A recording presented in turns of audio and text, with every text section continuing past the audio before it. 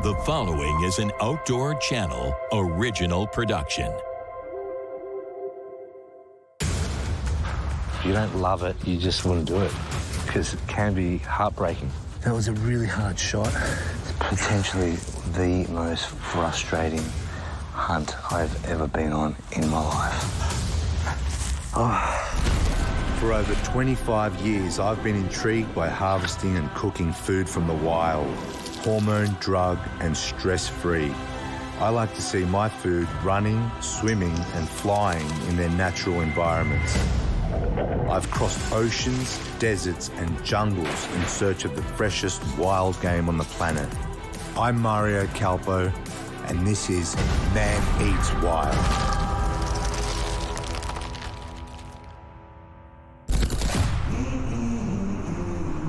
I'm deep in the mountains in the South Island of New Zealand to hunt the elusive fallow deer. Once a year during the rut, these animals come to life and the hillsides are full of croaking and fighting bucks, all vying for a mate. It's a perfect time of year to get amongst it and harvest one of these elegant animals. Hunting deer outside of the rut is like hunting ghosts. They're very elusive, they're trying to hide. They only come out during their feeding times, which is normally in the morning and in the evening. During the rut, these animals, they're going crazy. It's manic.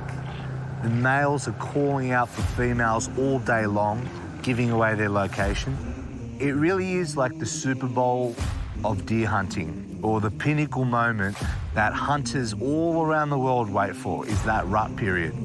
It's way more intense, it's way more exciting. It really is the favourite time for hunters to be out there.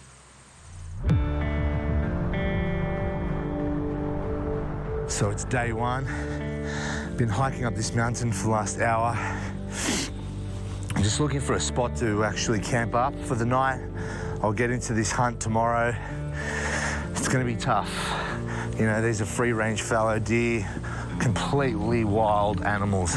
First things first, find a spot, get settled in, get ready for an awesome week.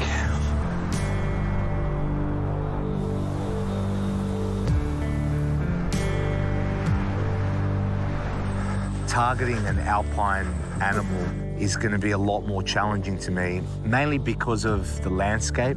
Very steep, very cold, a lot of open ground, which makes it difficult, especially with bow hunting. And New Zealand is so unforgiving. There is no flat ground here. So I've spotted a young buck with two does, and unfortunately he's not mature enough to take out of the gene pool. So our idea is for us to obviously take out mature bucks that have done a lot of breeding, definitely keep searching and see if we can find an older male that's more suitable to take out.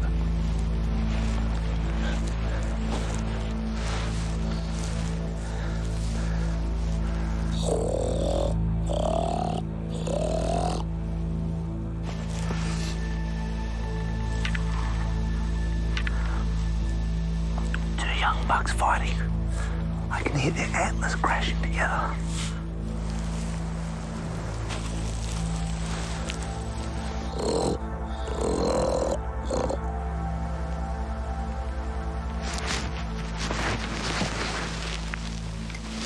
Found it. This is what we came for, man. Fallow run. We got two bucks fighting in the tree, about 80 yards from me. Amazing. If I can get to the next ridge there, I reckon I've got a shot. That's 106 yards from here to there. He's looking at me.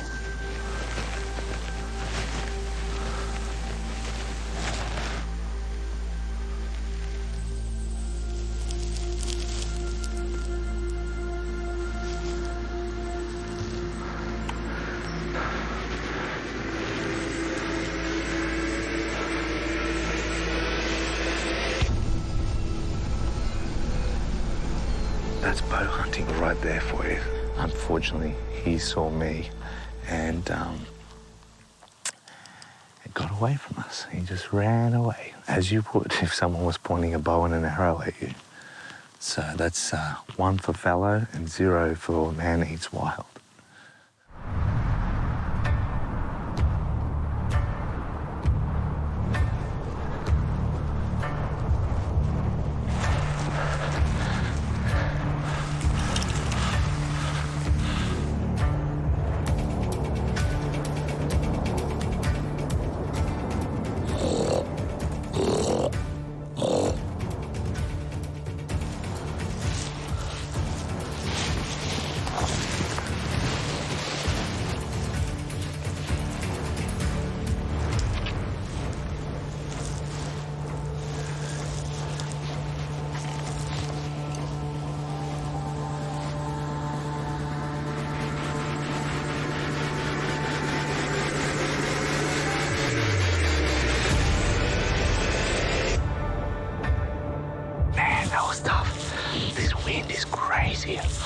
I had my peep on it, but I was just like, what do you do? That was about as close as we got so far.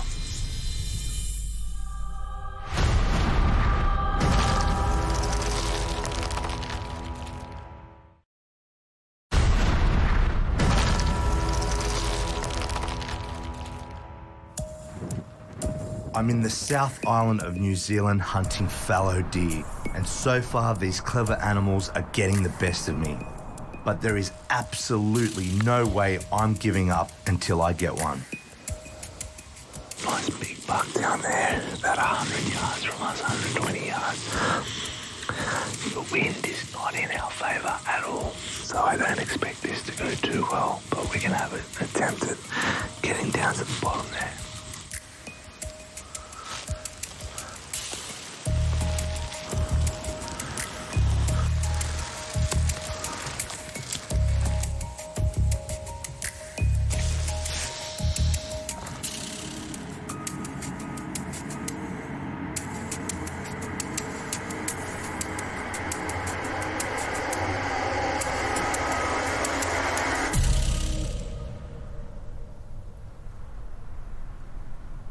Getting frustrating. We got to about 55 yards from that animal, and I think he just caught our scent. The wind's been moving around a little bit, so he just got up and got out of there. Got me by surprise. This is really difficult. That was another one I was sure we were going to get. Tell you what, when we finally do get one of these critters, it's going to be a very well-earned meal, let me tell you. Devastating, devastating.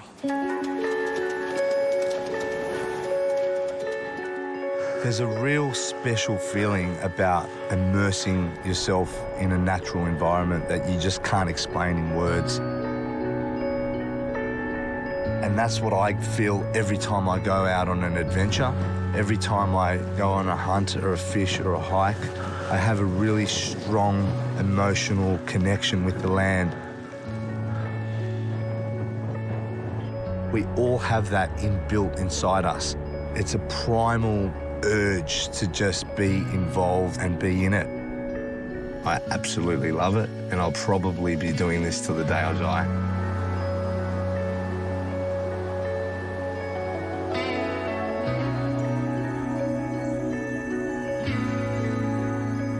I've spotted a nice big buck up the top of that mountain once again. I think it's the one we missed yesterday, by the looks of it, so it might be a chance for me to get a bit of redemption here.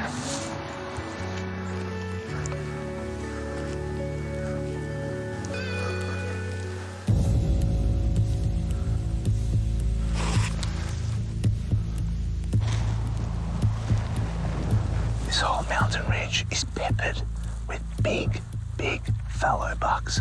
The wind is blowing right up to them.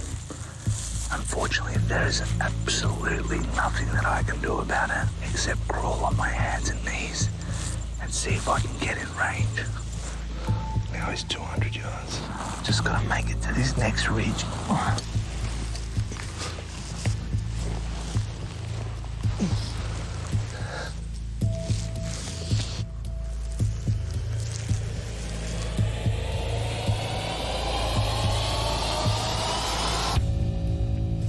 Unfortunately, this buck stayed just low enough behind these rocks so I couldn't get a clean and ethical shot on his vitals. I had to let him walk away. Damn it. Oh, that was close. He was a good buck, man.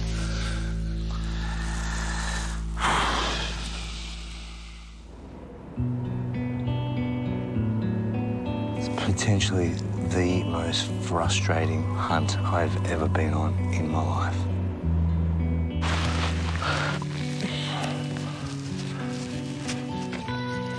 I really feel like just giving up on this hunt. It is just breaking me. I thought I had that one in the bag, man. But what do? You got to just gather yourself and go again. And that's exactly what I'm going to do.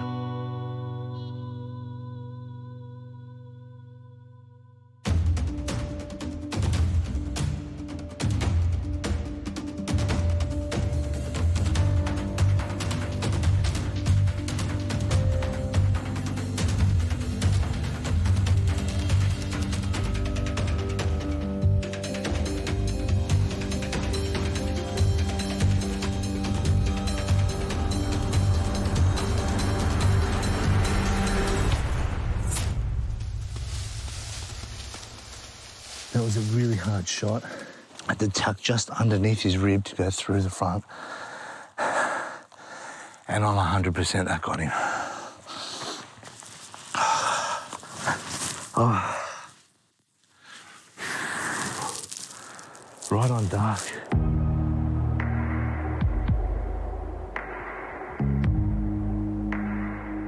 There's quite a lot of blood, so I'd be very surprised if I don't find a dead fallow here somewhere.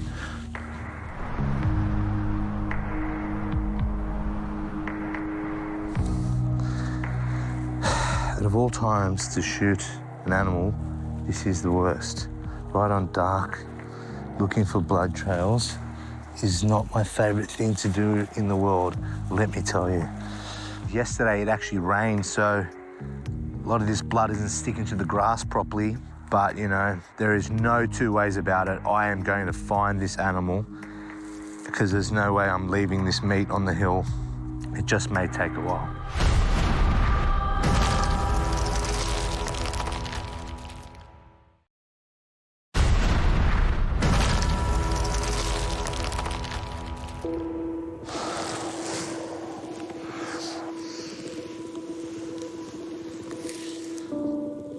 And as you can see there, there's some blood. Okay, so we follow this down.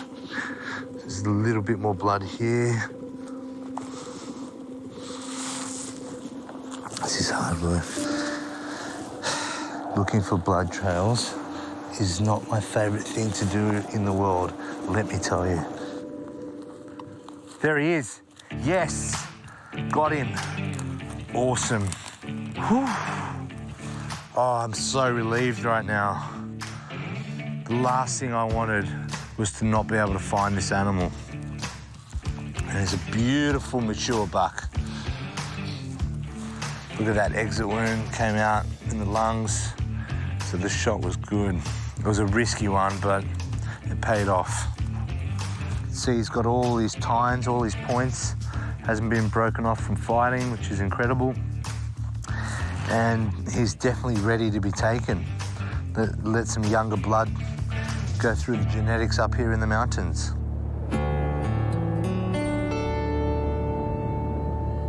What I'm doing here, guys, is I'm making a little cut just here. I'm gonna take all of his cape off first and then harvest all the meat from his carcass right now. Take absolutely everything I can, and the rest will stay here to be scavenged by smaller animals. They'll finish everything else off. The bones will rot into the soil to feed the grass and plants nutrition. It's about as efficient as you can get, really. This is 100% wild food. Doesn't get any cleaner than this. This animal has been eating green, fresh mountain pasture. No hormones, no drugs. Stress-free, just pure, clean, wild meat. Taking that whole back strap and part of that neck muscle out. It's fantastic bit of meat, honestly. So it's gonna be a late night and it's gonna be a very, very long walk back. I've got all my primal cuts ready to go. It's now just a matter of trimming them down. It's crucial that I get this done really quickly.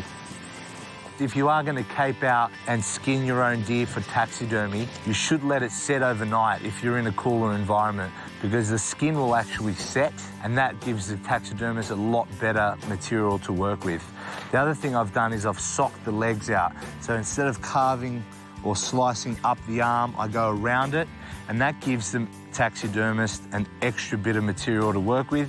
At the end of the day, you're going to get a much better result.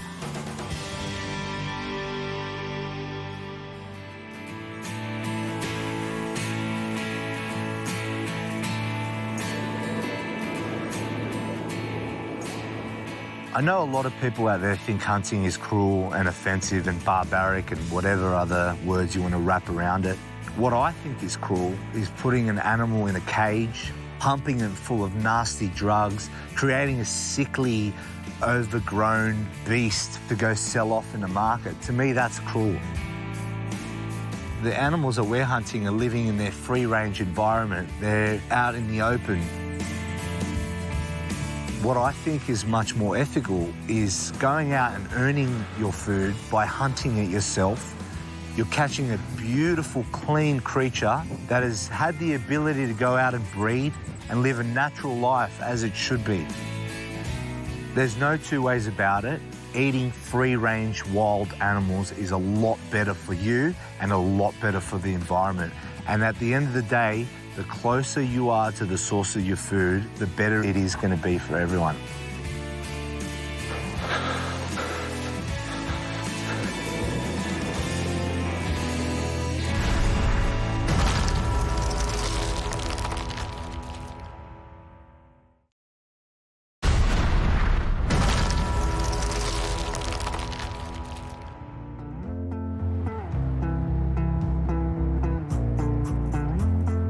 Today, I'm super excited to show you guys one of my favorite dishes that I've created, and it's a fallow antler pie. I'm gonna be cooking this pie on the actual antler that I've harvested from a fallow.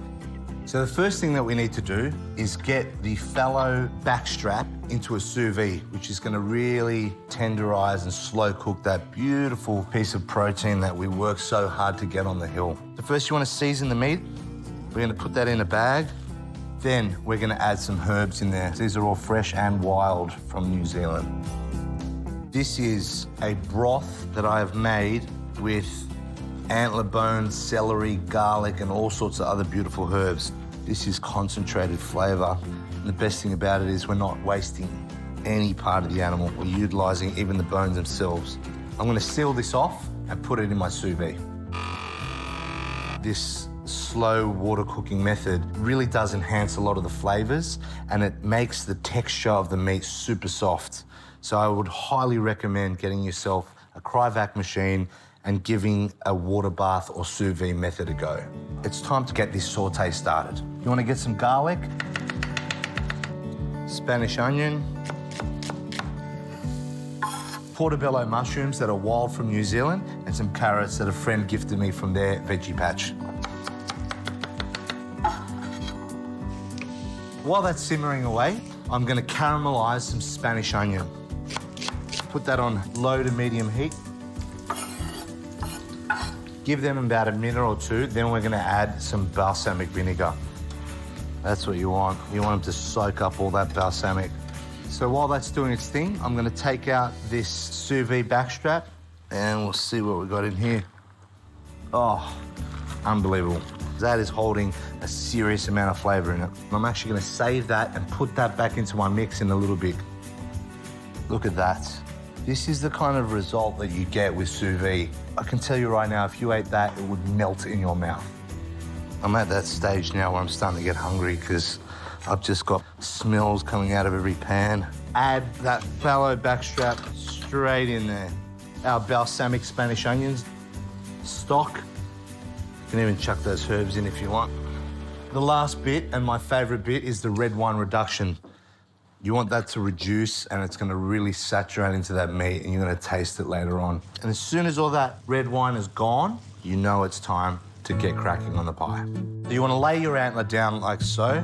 You grab your filling, look at that. It's just comfort food, isn't it? The final stage is adding an Italian gorgonzola cheese, lay it on top, and then we all know that red wine and cheese goes together perfectly. Now it's time to wrap this bad boy up in pastry. You want to make sure all those beautiful flavors are encapsulated in that pastry. Couple of tricks here. One is you want to poke holes all through this pastry. The next part is an egg wash.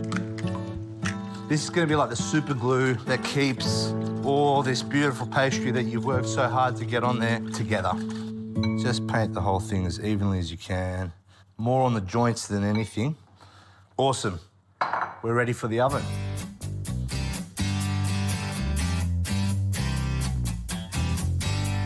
Oh, wow. That is perfection. Beautiful golden brown finish on the top of that pastry and that awesome flakiness. Now for the moment of truth.